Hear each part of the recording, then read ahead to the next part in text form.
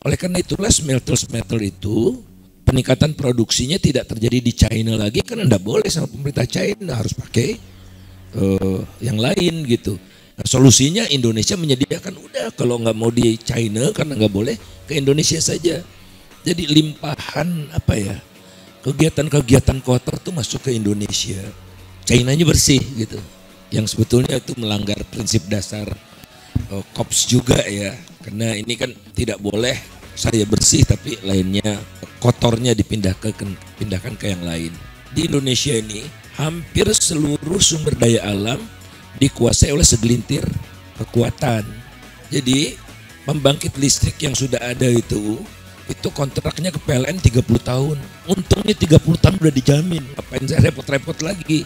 Dan mereka ada di dalam kekuasaan, yang saya ingat saja nih ya, di dalam kekuasaan itu Luhut Panjaitan, Muldoko, Erick Thohir, Sandiaga Uno, Erlangga Hartarto, Hatta Rajasa, semua ada gitu. Jadi ada di legislatif, ada di eksekutif, ada di mana-mana, di pemerintah daerah segala macam.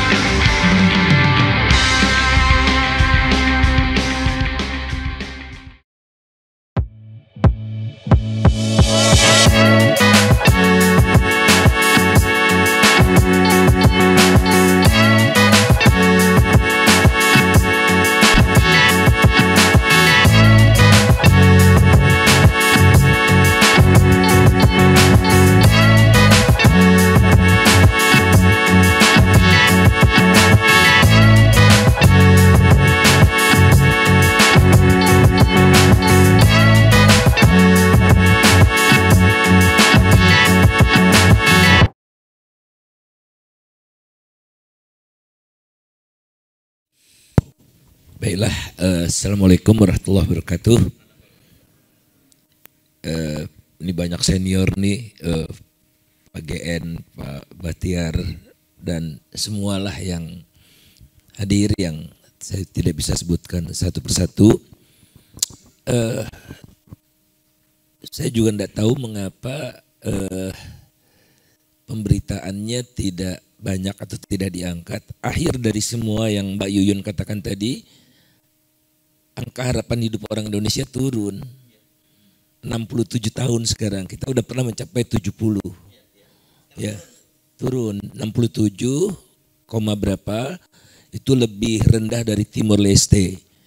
Teman-teman masih ingat dulu waktu Timor Leste itu dia tergolong paling miskin tuh. NTT, NTB, Timur waktu itu. Nah itu paling miskin, sekarang dia bisa catch up kita gitu. Jadi kalau mau panjang umur, pindah Timor Leste gitu. Satu itu, kalau kita dengar Mbak Yuyun kita udah nggak bisa bercakap-cakap lagi gitu ya. Gimana gitu ya. Nah, dan kalau ingin saya tambahkan, China komitmennya terhadap emisi itu kencang banget. Karena dia udah rasakan betapa ongkosnya mahal. Jadi mereka tidak lagi membolehkan membangkit listrik batu bara. Oleh karena itulah smelter-smelter itu peningkatan produksinya tidak terjadi di China lagi karena tidak boleh sama pemerintah China, harus pakai yang lain gitu. Nah, solusinya Indonesia menyediakan, udah kalau nggak mau di China karena nggak boleh, ke Indonesia saja. Jadi limpahan kegiatan-kegiatan kotor tuh masuk ke Indonesia. China-nya bersih gitu.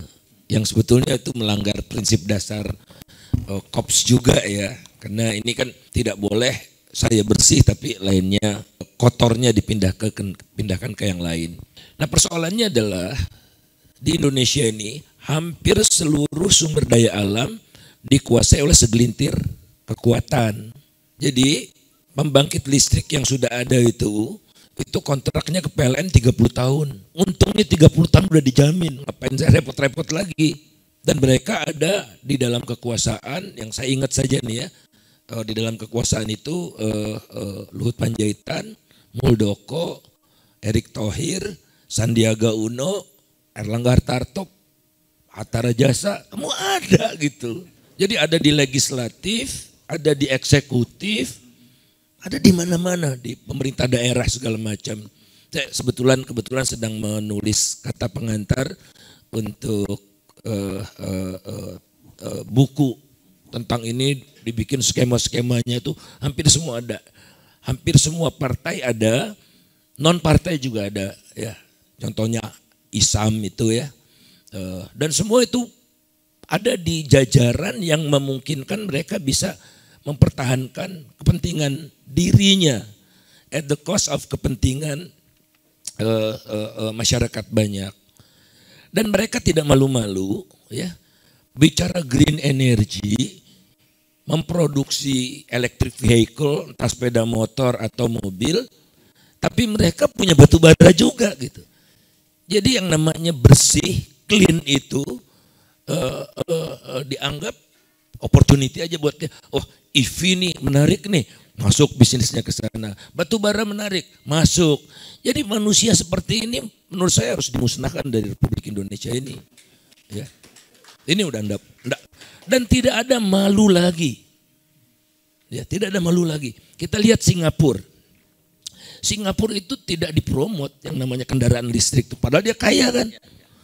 Tapi Luhut Panjaitan bilang harus dipercepat ini gara-gara polusi udara ini. That's not the solution. Ya, negara kaya itu aja sadar. Yang harus mereka lakukan itu infrastrukturnya dulu dibenahin. Jadi listriknya di Singapura nggak ada dari batu bara, mereka pindah ke gas, nggak langsung ke solar sedang disiapkan ya, tapi ke gas. Ini apa-apa belum punya langsung EV gitu ya. PLN-nya 90% pakai batu bara. That's not the way untuk membersihkan dunia. Akar masalahnya infrastrukturnya dulu dibuat. Ya. Itu akan jauh mempercepat. Lebih mudah lagi sebetulnya. Pembangkit listrik tenaga batu bara yang belum dibangun, ya batalkan. Mumpung belum dibangun. Batalkan. Ada Tanjung Jati A, Tanjung Jati B ya di Cirebon. Ada Java 9, Java 10 di Banten. Itu Prayogo Pangestu itu. Java Tanjung Jati, saya mungkin Bakri ya, tapi saya lupa lah. Dan kita berjuang gitu sendiri, yang berjuang kayak gini nih makin sepi. Alhamdulillah dibatalkan oleh PT UN, mereka banding ya. Terus hakimnya bilang begini ke saya, kayak dialog gitu ya dengan pak hakimnya, jangan gembira dulu walaupun kasus ini menang, dia bilang, karena udah inkrah pun pemerintahnya masa bodoh gitu loh. Terus bayangkan bapak hakimnya ya mengatakan seperti itu. Jadi ya berjuang harus terus menurut saya, karena terlalu dalam kepentingan kelompok vested interest ini terlalu besar lah gitu. Jadi semua opportunity bagi dia, ya opportunity banget gitu. Dan tidak ada rasa malu lagi itu tadi, ada rasa malu. Nah, karena nanti dihitung net zero emissionnya itu enggak nol electric vehicle kita. Nah tadi Mbak Yuyun katakan kan tadi bahwa kendaraan listrik di Indonesia itu enggak pakai nikel, fosfat, ion fosfat apa gitu, 73%. Jadi dikasih keringanan pajak segala macam itu karena ujungnya kan baterai. Baterainya enggak ada yang dibangun. Nah batuan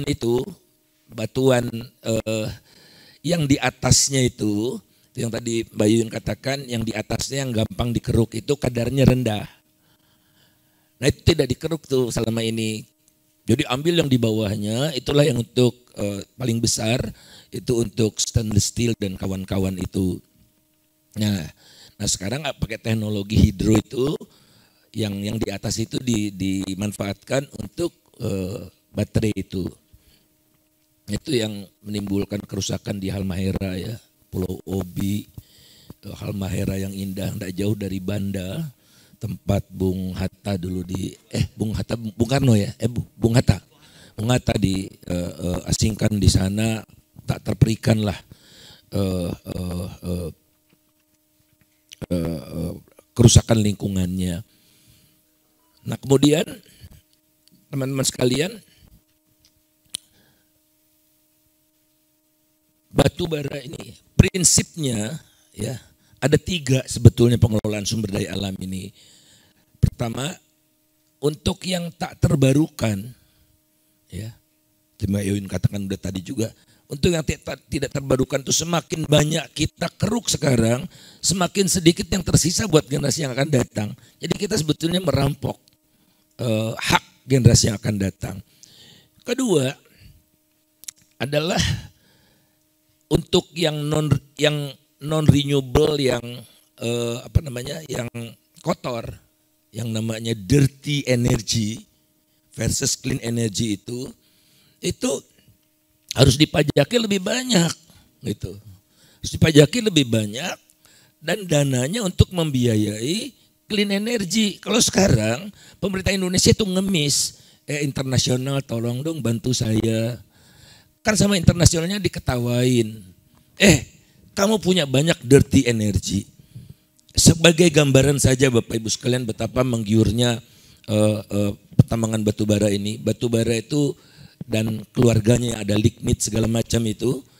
Tahun lalu ekspornya itu, pendapatan dari ekspornya 1.000 triliun. 1.000 triliun. Makanya mereka tuh punya duit semua nih, capres-capres ini. Di belakangnya batu bara semua. 1.000 triliun. Kenaikan harganya 5,6 kali lipat. Dari 60-an ke 345. Nggak pernah terjadi kenaikan sepanjang sejarah seperti itu. Nah, saya udah katakan ke Pak Luhut juga ya, ke beberapa menteri gitu di rumahnya bilang, Pak, dirty energy itu harus membiayai clean energy. Setuju dia. Nanti saya akan bicarakan ke Menteri Keuangan, sampai sekarang nggak ada. Ya tentu aja nggak ada bisnisnya batu bara. Nah, maksudnya gini, di negara-negara yang peradabannya tinggi, saya garis bawahi peradabannya tinggi, itu pemerintahnya itu mengenakan windfall profit tax.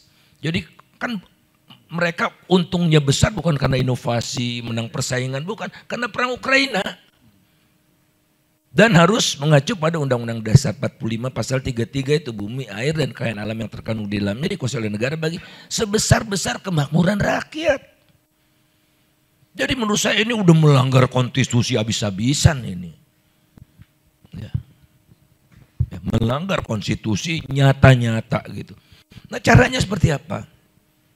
Kalau harga udah di atas 200, itu kenakan windfall profit tax dengan cara apa? Pajak ekspor 50%. Jadi Indonesia harusnya kemarin dapat 500 triliun. APBN cuma 3.000 loh. 500 triliun. Dari 1.000 itu. Apakah mereka rugi? Tidak. Yang kita. Jadi keuntungan normalnya sudah mereka ambil. Ya. Enggak kita utak-atik keuntungan normalnya itu. Nah sekarang ada keuntungan durian runtuh. Nah keuntungan durian runtuhnya diambil 25% atau 50% lah kalau udah di atas ini. Jadi mereka bukannya mereka merugi, tapi ini diamanahi pemerintah itu menjamin agar kekayaan alam itu bagi sebesar kemakmuran rakyat gitu. Inilah yang tidak kunjung, nggak ada appetite. Menteri Keuangan juga nggak ngomong baru rencana gitu, rencana. Ironisnya Bapak Ibu sekalian, pengusaha batu bara itu kan sedikit. Ya, jadi 11 perusahaan itu menguasai kira-kira 70% produksi nasional itu. Ironisnya rakyat kita yang ada ratusan ribu mungkin jutaan ya Mas ya, di sawit. Setiap CPO yang diekspor termasuk oleh petani itu dipajaki oleh pemerintah. 25-30% progresif. Jadi windfall profit tax ini sudah dilaksanakan, tapi untuk yang orang ya ada yang besar juga, mereka juga gitu ya, orang-orang untuk yang korporasi besar, tapi ada di sana sepertiganya adalah dihasilkan oleh petani. Jadi itu dipajakin ekspornya, ditambah ada lagi pajak baru atau bea baru namanya bea sawit. Jadi ada bea sawit, ada pajak ekspor. Nah bea sawit ini dikelola bukan oleh APBN tapi oleh BPDPKS 74%, ya. 74% lari ke korporasi, ke petani cuma 4%. Karena yang ngatur dia ada steering komitenya atau apa namanya, Martua Sitorus. Jadi lo lagi juga gitu. Dia dapat subsidi biofuel. Nah biofuel kan so-called clean lah gitu, tapi ya jadi bisnis gitu. Nah inilah teman-teman yang menurut saya muaranya atau hulunya adalah karena tidak ada lagi etika, tidak lagi ada adab penguasa dan pengusaha itu dalam satu tubuh gitu. Zaman Pak Harto kuasa, abuse of power, kasih fasilitas ke Tommy, kan namanya itu conflict of interest kan. Abuse of power. Kalau sekarang dia pengusahanya, dia penguasanya. Dia minta subsidi untuk diri dia sendiri. Nggak ada malunya. Undang-undangnya diatur, jadi nggak ada abuse of, nggak ada yang dilanggar loh. Nggak ada undang-undangnya. Padahal sih sebetulnya bisa, nggak tahu saya pakai sumpah jabatan itu tidak boleh memperkaya diri sendiri dan orang lain. Mungkin saya stop dulu sampai di sini. Yang lain-lainnya di sawit sebetulnya juga masih banyak. Tapi ini menurut saya sudah warning. Dan tadi Mbak Yuyun tidak sampaikan itu, mereka suka-suka menggasak sumber daya alam kita, ya. Sumber daya alam nikel kita itu 13 tahun lagi habis. Kalau tidak bertambah nih. Ya. Dan gilanya lagi Menteri ESDM mengatakan baru-baru ini, saya menghimbau agar tidak dibuka lagi izin smelter. Lah, harusnya dia kan. Jadi kita tanya, nggak ada kuasanya. Di Luhut semua kekuasaan itu. Dan dia dengan pongahnya mengatakan pada saya, anak buah saya itu kerja jangan kalian lecehkan. Mereka kerja pakai hati. Memangnya di malaikat di surga. Ya. Insya Allah dalam waktu dekat akan muncul ya. Jadi kemarin ada sahabat saya juga udah ketemu Pak Jokowi ngingatkan gitu ya. Ini nggak bener nih cara-cara seperti ini. Karena Pak Jokowi juga barangkali nggak dikasih info atau disesatkan gitu Mas. Nah sudah dikasih pakai pembangkit batu bara, nikelnya murah, segala macam itu 99% produknya diekspor ke Cina. Bukan untuk mengembangkan industri di dalam negeri. Jadi menurut saya sih ini udah SOS ya, terlalu telanjang dan satu demi satu. Kemarin Bahlil mengatakan ya memang yang diterima oleh kita sedikit, 20-30% aja. Menurut saya tetap pada posisi kurang dari 10%. Hitung-hitungannya gampang. Nah jadi insya Allah kalau nikel ini kita ungkap tuntas adalah jalan masuk yang paling bagus karena ada datanya, ada macam-macamnya untuk gerakan sosial perubahan ini. Insya Allah saya akan ke Luwu juga ya. Situ akan dibangun 9 tungku, udah jadi 2 gitu. Smelter lagi ya, cane-cane lagi dengan Pak JK. Jadi semua kekuatan politik lengkap ini Jadi ayo kita sadarkan semakin banyak publik gitu bahwa betul-betul kita sudah mengalami kesesatan dan secara tidak langsung kita membudakkan diri kepada negeri lain. Terima kasih.